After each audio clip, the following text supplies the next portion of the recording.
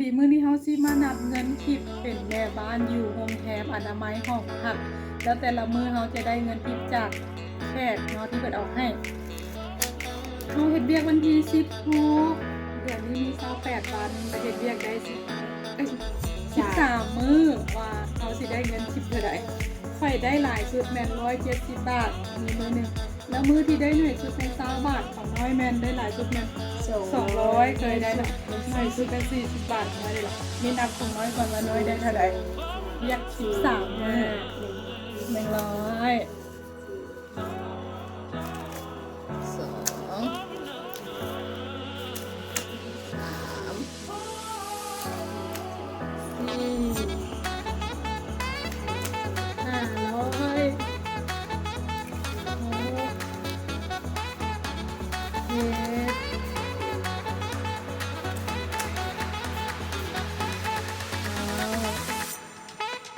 2 อันนี้80บาทตัวนี้มันหดร้อยแล้วเอาซิปนับอีก90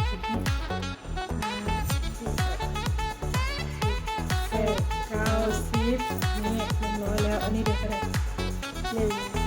3 4 5 6 7 8 9 เอาน้อยได้อยู่1 2 3 4 5 6 7 8 9 10 11น้อยได้ 1,100 กับ 10 บาท 9 บาท 1,100 กับ 10 บาทน้อยได้ 1,100 กับ 10 บาทเฮ็ดเรียก13มื้อเฉพาะเงินทิปบัดนี้มานับของเขากันได้หลายขนาดน้อยนะได้หลายขนาดอันนี้หนักของแกเนี่ยแล้วก็ได้100 200 3 400เดี๋ยวนี้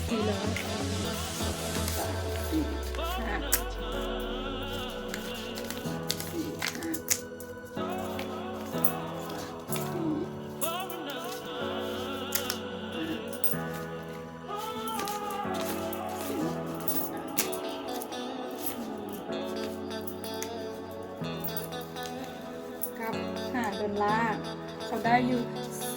400 500 600 700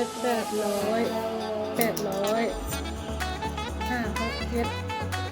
8 9 90 บาทเขาได้อยู่800 กับ 92 บาท92 บาทกับ$5หนึ่ง30 บาท$1มี30 บาท$1มี30 บาทนี่กูก็ได้ถึง 1 2 3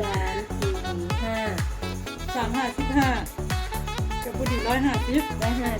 150 ก็ได้อยู่กับผู้ดี1,000นาที5 6 7 8 9กับผู้ดีได้1,000ฝ่ายน้อยนึงนี่เป็นเงินทิปของพวกเขาเฮ็ดเวียกคนเดือนแล้วถ้าเบิ่งเดือนหน้าเฮ็ดเวียกเต็มเดือนสิได้เท่าใดเดือนหน้ามานับให้เบิ่งไหม